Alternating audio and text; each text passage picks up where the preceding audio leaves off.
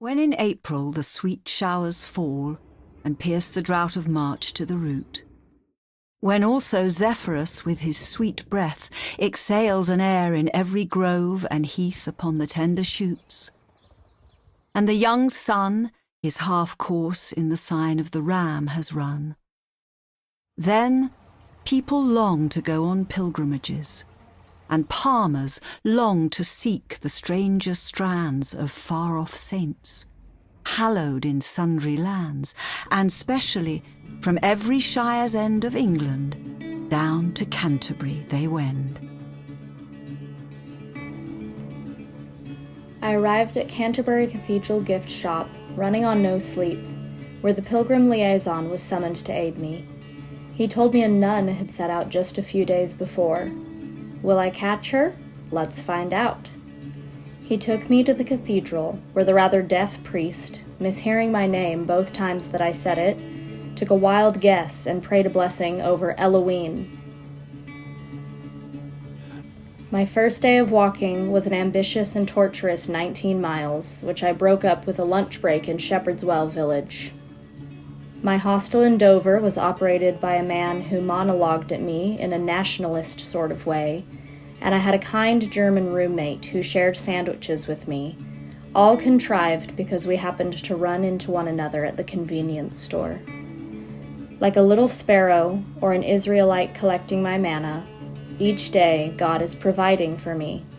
Just enough food, some trees to shelter from the wind, a sunbeam to warm me when I rest. I take pictures of all the flowers I see.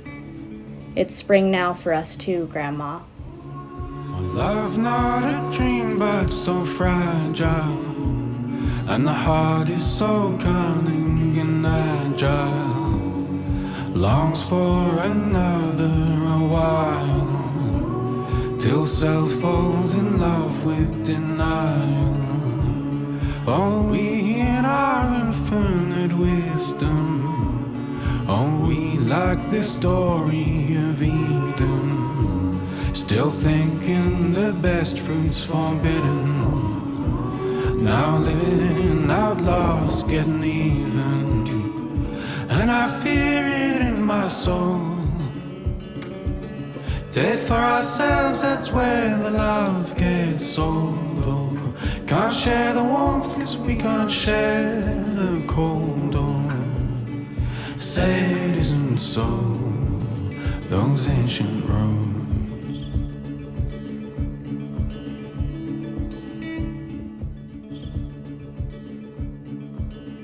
I am already seeing a difference in my strength and stamina, but alas, no difference in my auditory processing of the French language.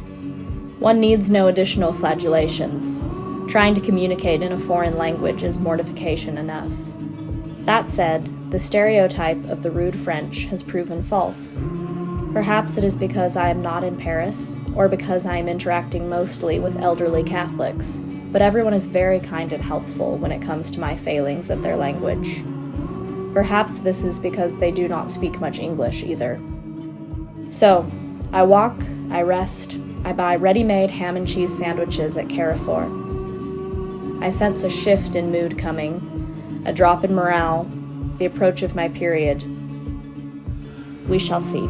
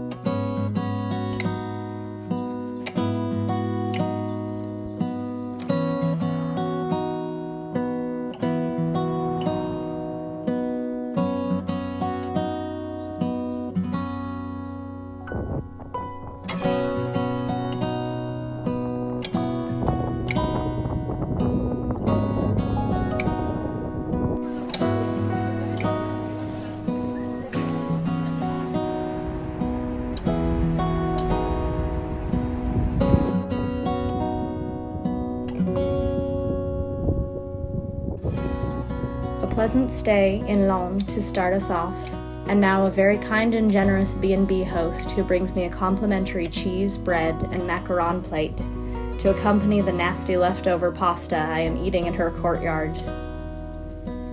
A sunny forecast for the week improves my spirits. Talking with family and friends on Marco Polo gets me out of my head. And too many little details keep working out for it to just be coincidence.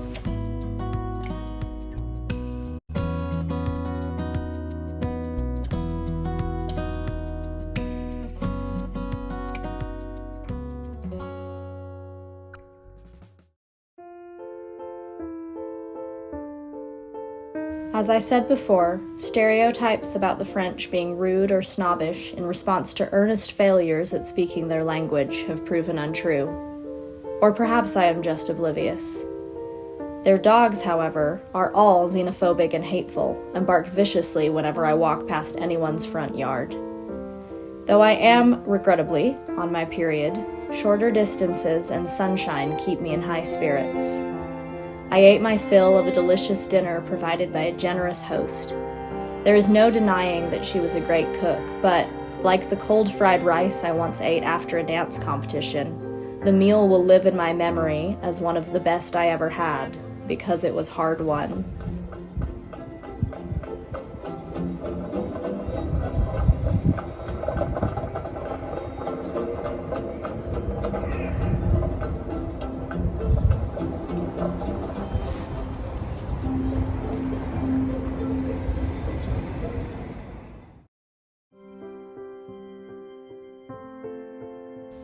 Week 5 has been marked by hilly landscapes, trekking through hilltop forests to emerge and see a spellbinding valley splashed with citron yellow patches of canola. The canola fields have become bigger and bigger as I've journeyed, and all are in full bloom now. The inhabitants of the land continue their kindnesses, packing me a lunch, giving me a fork, inviting me over for dinner. God intervenes in 1,000 small ways. Me finally figuring out how to adjust my backpack, which had been hurting me for days. Providing extra food in a village in the middle of nowhere. Miraculously giving me phone signal when I hadn't had any for hours.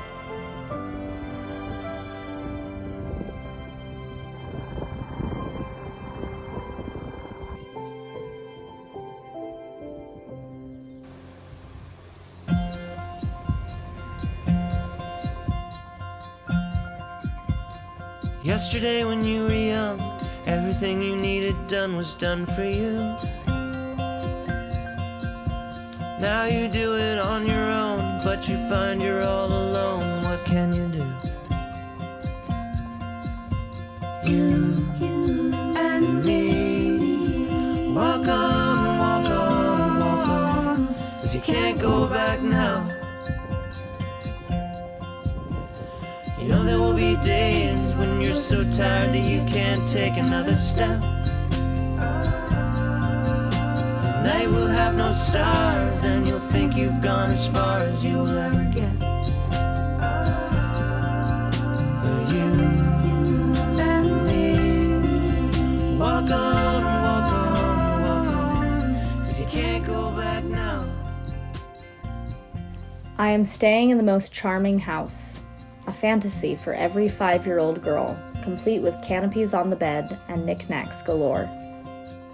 Yesterday, my host fed me dinner for free, even though he usually charges for it, and together with the other guest, we laughed and ate and Google translated our way through the evening. This week, I did the same with Elizabeth and Dominique, a host and a fellow pilgrim, then walked the next day with Dominique. We spent the rest of the day exploring town together. Ladies met on the trail continue to stay in touch with me, sending WhatsApp messages to see if I'm okay, asking for updates. Today I walked roughly the same distance as I did on day 1, and whereas before I felt I had barely made it, today I am only a little tired. The Blundstone boots continue to be questioned by all and prove themselves superior to any. It's been a rainy week. I have survived it. Yeah, yeah, yeah.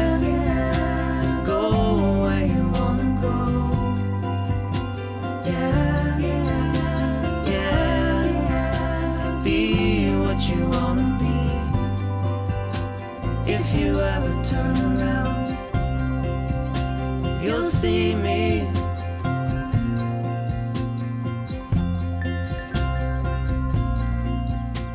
I can't really say why everybody wishes they were somewhere else, but in the end the only steps that matter are the ones you take all by yourself. And you and me, walk on, walk on, walk on. Yeah, you and me, walk on, walk on, walk on. 'Cause you can't go back now. Walk on, walk on, walk on. You can't go back now. Very strange to think that part 1 of the journey is drawing to a close. And my French is still bad, I fear. Not as terrible as at the start, but still very bad. I am not much interested in the accolades of those who think I am doing some great feat by going on this journey, but I felt an enormous sense of accomplishment and pride upon crossing the border into Switzerland, signifying that I had walked across the entirety of the nation of France. One valley and one hill later, I was caught off guard by a view of the Alps in the distance, which brought me to tears.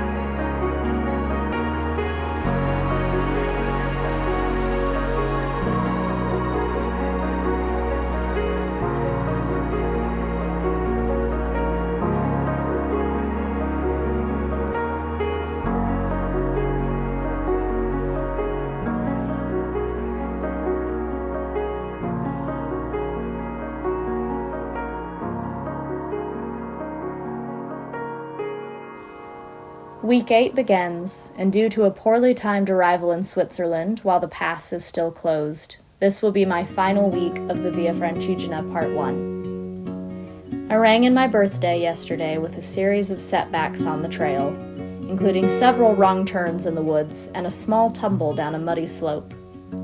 Now, I am enjoying a peaceful coffee and croissant in Lausanne and looking forward to a day of interesting museums and lakeside strolling. I am supposed to leave in 8 days, and I still have no job lined up. But God is famous for leaving one hanging until the last possible moment, before coming through with provision. So, I am not, as the kids say, pressed. You come along and follow me. We'll go down to Galilee. Out in green, green rocky road, you promenade in green. Tell me who you love, tell me who you love. See that crow up in the sky, he don't walk, but he just fly, he don't walk, but he don't run, keep on flapping to the sun. Howling green, green rocky road, you promenade in green. Tell me who.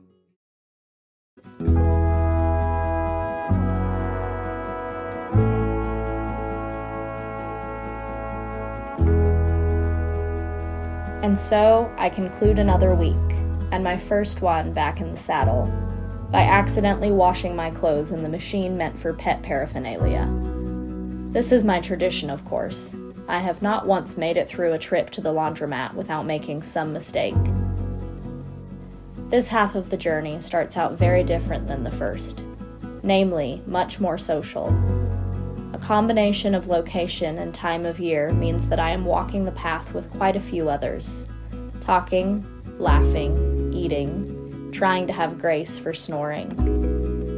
In reaching the top of the Great St. Bernard Pass, I did not triumph privately, but with a joyful exclamation and embrace with a friend who came up shortly behind me. I have enjoyed my solitude, my nearly always having dormitories to myself. Now it is time I enjoy my togetherness.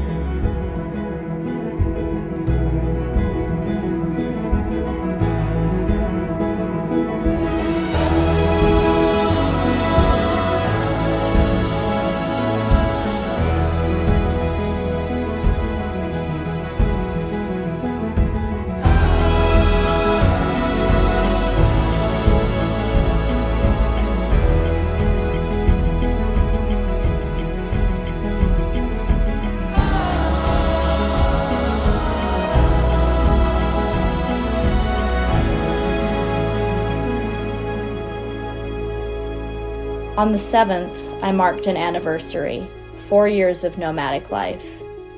I started the day entering Italy by way of descending the Alpine Pass. I finished the day at a table surrounded by other pilgrims, sharing merry conversation and a home-cooked meal.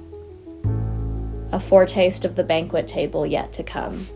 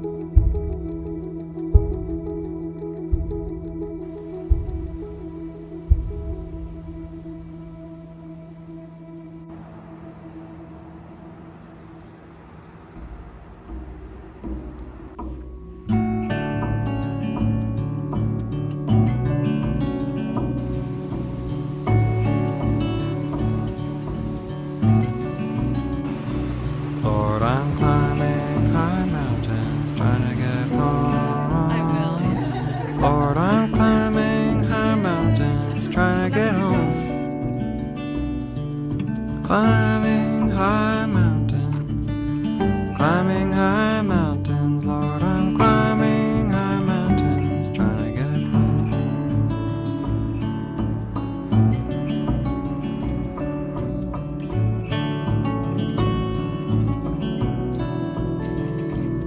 My way sometimes weary trying to get home. Lord, my way sometimes weary trying to get home. Lord, my way sometimes weary, way sometimes weary, way sometimes weary trying to get home. A full week has come and gone in Italy, and the scenery has changed from alpine villages to nothing but rice fields for the past 2 days. I am walking with not so much a heavy heart as a circling mind. It wants to ruminate on things I cannot control. I wanted to start each day walking in silence, but in silence I find myself practicing conversations in my head that I know I will never have. And if I do have them, I will forget all my lines. So I sing hymns. I listen to music. I pick a category and go through the alphabet, thinking of one thing that starts with each letter. I pray. In the evening, I reunite with my fellow pilgrims. We feast and we talk, most of them in multiple languages, me in my paltry, exclusive English. I participate in that which is actually happening to me. It gets dark. I bring my laundry in, hoping it will be dry. It never is.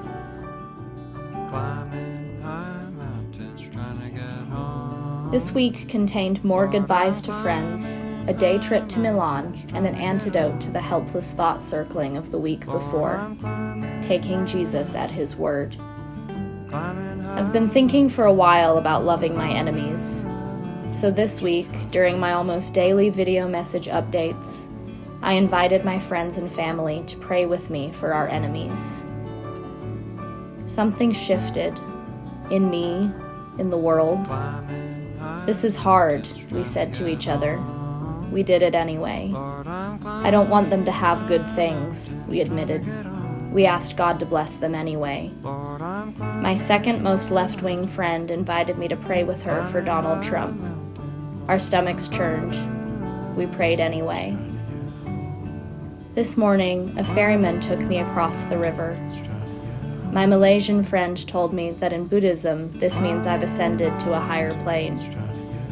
I think we might have, me and my prayer partners, not so much by enlightening our minds as by cracking open our hearts.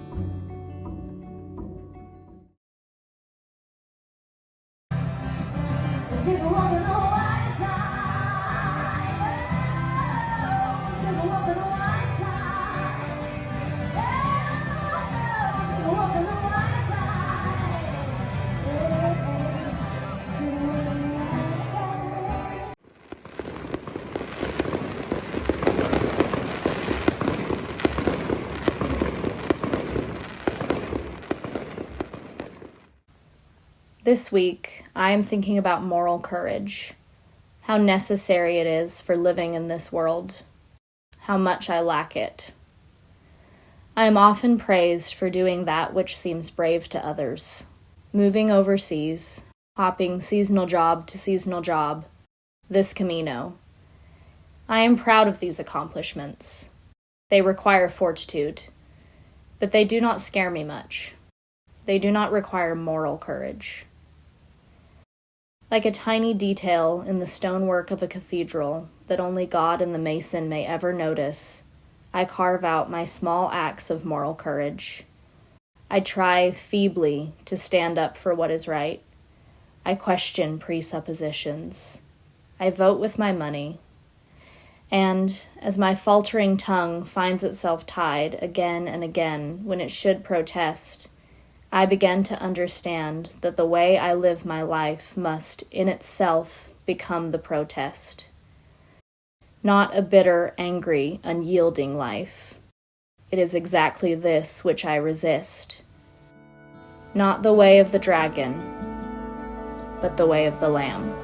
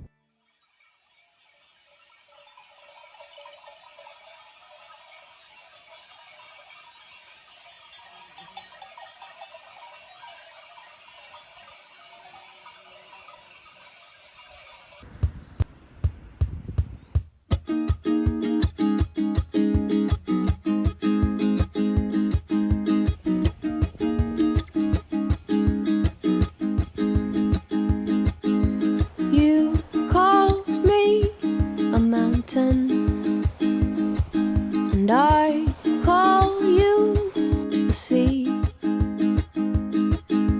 I'll stand tall and certain and watch you swallow me. You can move me if you want to. You can move a mountain. You can move a mountain. You can move me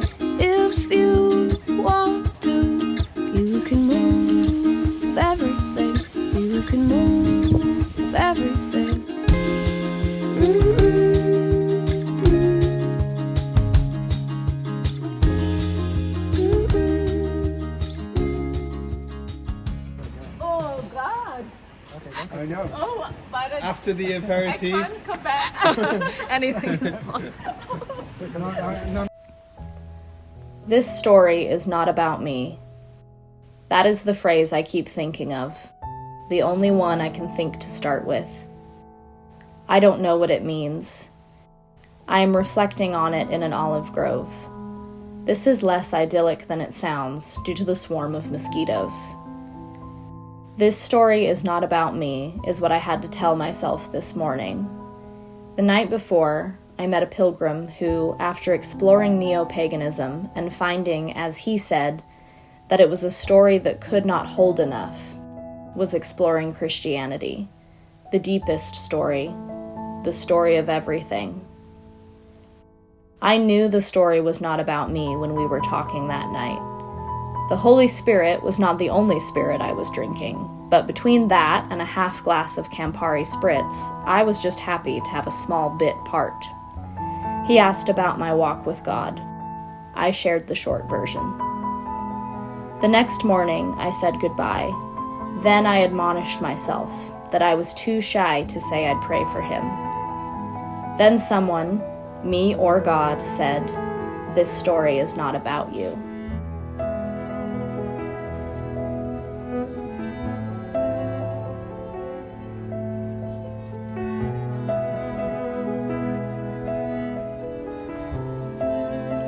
I considered journaling about how ruthless my inner critic is, but this story is not about me. I saw a little boy standing up on a swing today. It hit me with a wave of nostalgia so strong it was like yearning. A friend who did a Camino before I did said it is like living an entire life, starting alone, collecting friends along the way, and then one by one they drop off until it's just you again. I suppose this is the great casualty of aging, that you begin to lose all your contemporaries. He was wrong about starting alone, of course. And when it comes to the deaths I have any say in, he was wrong about finishing alone, too. We are meant to be sent out with singing. There is meant to be a hand holding yours until the last. This is what most of us get, thankfully. It's like a baby taking their first steps. You cross a very short distance, out of the arms of one who loves you, into another's. What does one write about in the final journal entry before reaching Rome? What do I reflect on? How do I conclude and tie up loose ends? The answer, of course, is that I don't have to. I am only 28, and my life is not a movie. It does not end when the Camino does. What a gift to be young and strong. What a gift to have many more miles in these legs. What a gift to live. There is a heavenly city that I'm compelled to find. Though I love the flowers and trees and the smell of the grinding sea and all the beautiful things here in life. And I'm a pilgrim here on the side of the great divide. I'm a pilgrim here, but I'll walk with you. I'll love you. I'll love you here for love you. I'll love you here for love you. I'll love you here for love you. I'll love you here for love you. I'll love you here for love you. I'll love you here for a while. Father in heaven, we thank you for each individual that's here this morning. Pray that you'll be working in their lives, helping them with any problems they may have, and comforting them in their need. We thank you again, Father, for being with us daily, being with us at this hour. Pray, God, that you will bless and encourage each of us through having had this worship time. And we thank you in your Son's name. Amen.